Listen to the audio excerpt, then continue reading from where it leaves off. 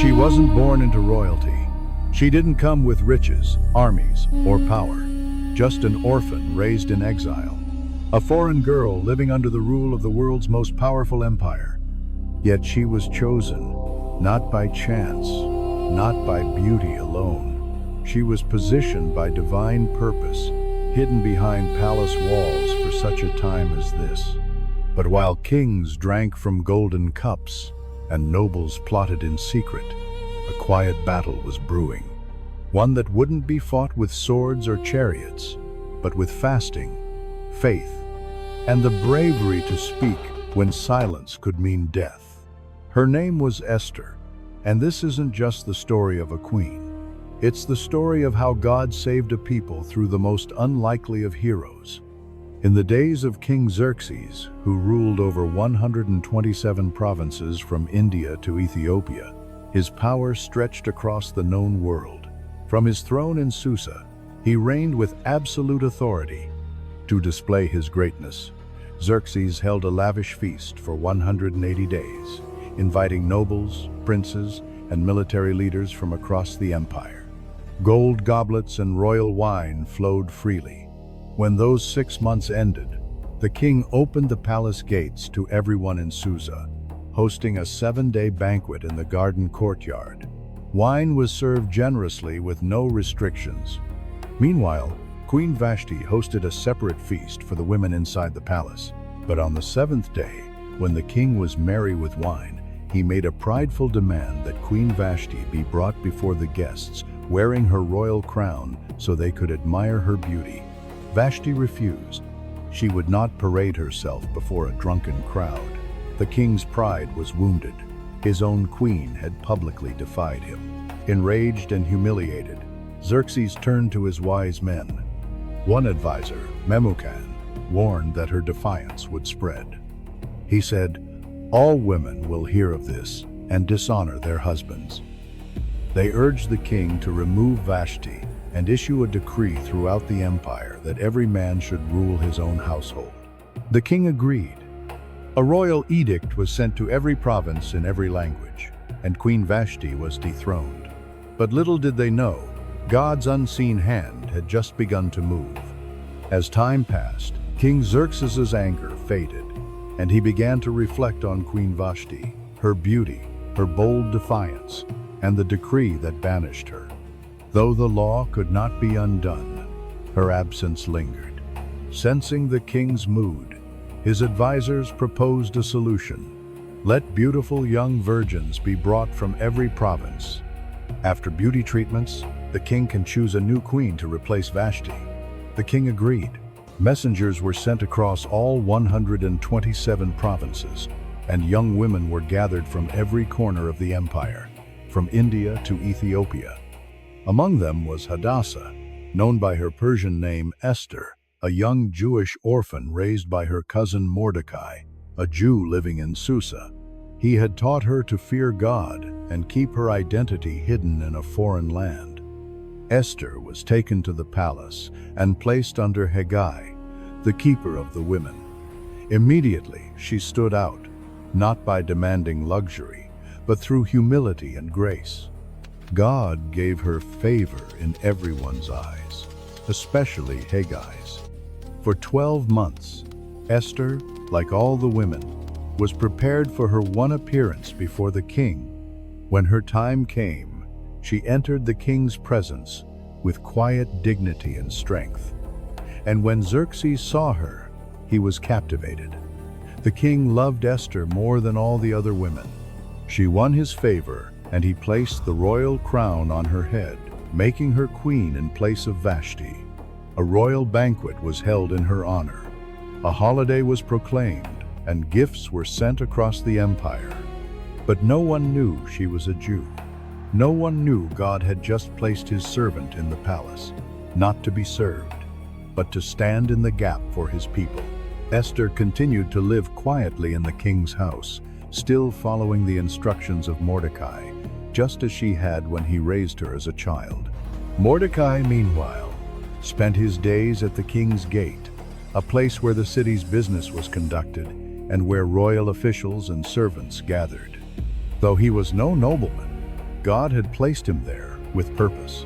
One day, as Mordecai sat in his usual place, he overheard something chilling. Two of the king's eunuchs, Bigthan and Teresh, who guarded the entrance to the palace, were speaking in hushed, angry tones. Their voices low but full of resentment. They plotted to assassinate King Xerxes. What they intended was treason, the murder of the most powerful man in the world. Mordecai didn't hesitate. He sent word immediately to Queen Esther, who now had direct access to the king. Esther relayed the warning to Xerxes, clearly stating that the information came from Mordecai. An investigation was launched. The matter was examined thoroughly, and the truth was uncovered. The two guards were guilty. They had indeed conspired against the king, and by Persian law, the punishment for such betrayal was swift and brutal. They were hanged on the gallows. The king's life was spared, but the moment passed without fanfare. Mordecai's role in exposing the plot was recorded in the Book of the Chronicles, a royal record of significant events kept in the king's presence. But strangely, no reward was given, no public honor, no recognition, no title, just a name in a book quietly inked into the records of the empire. After some time, King Xerxes promoted Haman the Agagite to the highest rank among his officials. All were ordered to bow to him, but Mordecai refused. Day after day, Haman saw his defiance and burned with anger. When he learned that Mordecai was a Jew, Haman's hatred grew deeper. He didn't just want to punish Mordecai. He wanted to destroy all Jews throughout the empire. Haman cast lots, Purim, to choose the day. Then he approached the king with deceitful words. There is a certain people scattered through your provinces. They live differently and don't follow your laws. It's not in your interest to tolerate them. The king agreed, giving Haman his signet ring. A royal decree was sent to all 127 provinces. On the 13th day of the 12th month, every Jew, young and old, was to be killed. As the couriers spread the message, Susa fell into confusion. Mourning broke out among the Jews. When Mordecai learned of the decree, he tore his clothes, put on sackcloth and ashes, and wept bitterly in the streets of Susa. Across the empire, Jews fasted, mourned, and cried out as their destruction had been sealed. When Esther heard Mordecai was in mourning, she sent a messenger to him to find out why. Through the messenger, Mordecai urged her to go before the king and plead for her people. But Esther was afraid. She replied, "No one may approach the king without being summoned. The penalty is death unless he holds out the golden scepter, and I haven't been called for 30 days." Mordecai's answer to the messenger was bold. "Do not think you will escape in the palace. If you stay silent, deliverance will come from somewhere else, but you and your family will perish. And who knows, perhaps you were made queen for such a time as this." Esther's fear gave way to faith. She replied, "Go gather all the Jews in Susa. Fast for me for 3 days. I will go to the king, even if it costs me my life. If I perish, I perish." On the 3rd day, dressed in her royal robes, Esther courageously entered the inner court of the palace. The king saw her standing there and extended the golden scepter toward her. With relief and hope, Esther touched the tip of the scepter. Then the king asked warmly, "What is your request, Queen Esther? Even up to half the kingdom, it will be granted." Esther replied, "If it pleases the king, come to a banquet I have prepared for you and Haman." The king smiled, intrigued by her invitation, and readily agreed, and both he and Haman attended Esther's banquet. Yet throughout the meal, Esther did not speak of her petition. Instead, she observed the king closely, her eyes searching for the right moment. Before the meal ended, Esther extended another invitation. "Please come again tomorrow. and then I will share my true request." The king's interest deepened and Haman's curiosity grew, both eager and uncertain about what Esther's plea might be. That night, King Xerxes lay awake, restless and troubled. Nothing could soothe his mind, not the royal wine, nor the comforts of his palace. Desperate for distraction, he ordered his servants to bring the book of the Chronicles, the official record of the kingdom's events. As the scribes read, the king's eyes caught a long-forgotten entry, Mordecai's name. The record told how Mordecai had uncovered a plot against the king's life, an act of loyalty that had saved Xerxes from assassination. But despite the gravity of this deed, Mordecai had never been rewarded. Deeply moved, Xerxes asked his advisors, "What honor or recognition has been given to Mordecai for this?" The advisor replied, "Nothing has been done for him." The king sat in thoughtful silence. How could such loyalty go unrewarded? At that very moment, Haman entered the palace, intending to ask the king for permission to hang Mordecai on a gallows he had built. But before he could speak, the king summoned him in.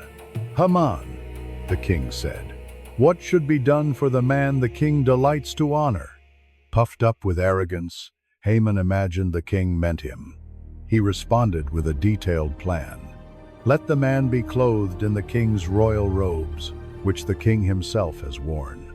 Let a royal crown be placed on his head, and let him be led on the king's own horse through the city streets. A noble official should ride before him, proclaiming, 'This is what is done for the man the king delights to honor.'" The king smiled and said, "Go at once. Do everything you have suggested for Mordecai, the Jew, who sits at the king's gate. Do not neglect anything." Haman's face turned pale, his heart pounding with dread. He was forced to carry out the honor he had planned for himself, but instead, it was given to his enemy.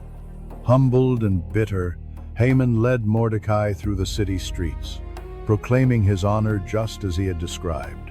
When he returned home, his spirit was crushed. He told his wife and friends everything that had happened, his anger and humiliation clear. They warned him, "If Mordecai is of Jewish origin, you will not stand against him. You will surely come to ruin." And so Haman's plot to destroy the Jews grew darker. But his pride had already been wounded by the king's unexpected favor toward Mordecai. At the second banquet Esther had prepared, the king and Haman took their seats once again beside the queen. King Xerxes looked at her intently and asked once more, "What is your request, Queen Esther? Speak, for your wish shall be granted, even to half the kingdom." With courage and conviction, Esther spoke her heart. "If I have found favor in your sight, O king, and if it pleases you, grant me my life. This is my petition, and spare my people. This is my request." The king's expression shifted, a flash of shock crossing his face. Esther continued, "For we have been sold, distressed, I and my people, to be destroyed, killed, and annihilated. Had we merely been sold as slaves and servants, I would have kept silent, for no such distress would justify troubling the king." The king's face darkened in shock and anger. He demanded, "Who is he, and where is the man who would dare do such a thing?" Esther pointed to Haman, saying, "The adversary and enemy is this wicked man." Enraged beyond measure, King Xerxes rose and left the banquet hall to cool his fury. Meanwhile, Haman was terrified. Seeing the king's anger and realizing his plot had been exposed, he rushed to beg Esther for mercy. In desperation, he fell on the couch where Esther was reclining. He clung to her, pleading for his life. At that moment, King Xerxes returned suddenly. He saw Haman clinging to Esther and shouted, "Will he even assault the queen while I am in the house?" The king's guards seized Haman, and he was swiftly led away and hanged on the very gallows he had prepared for Mordecai. Thus, the plans of the wicked were overturned in a single moment, and justice was served. After Haman was hanged, King Xerxes gave his entire estate to Queen Esther. She in turn appointed Mordecai over it. The king also removed his signet ring, once given to Haman, and placed it on Mordecai's hand, giving him royal authority. But the danger wasn't over. Though Haman was dead, his decree remained law. In Persia, a royal edict sealed with the king's ring could not be revoked, not even by the king himself. The day of destruction against the Jews still loomed on the calendar, the 13th day of the 12th month. So Esther once again approached the king, this time not for her life, but for the life of her people. "How can I bear to see disaster fall on my people?" she pleaded. King Xerxes granted permission for a new decree to be written, one that would counter the first. Mordecai quickly summoned the royal scribes and wrote in the king's name, "The Jews in every city have the right to assemble and defend themselves. They may destroy anyone who attacks them and take their enemies' goods if needed." This decree was sent out swiftly to all 127 provinces in every language, sealed with the king's ring. As it spread, hope was revived. Where there had been mourning, now there was light and gladness.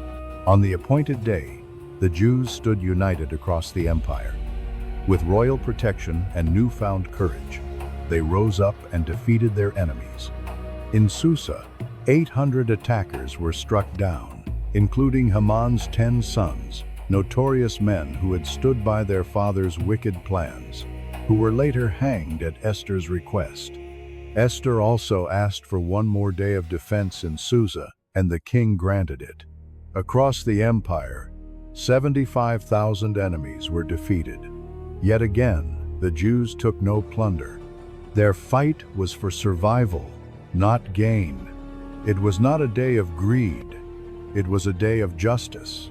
When the battle was over, the people rested, and what began as a day of dread became a day of victory and celebration.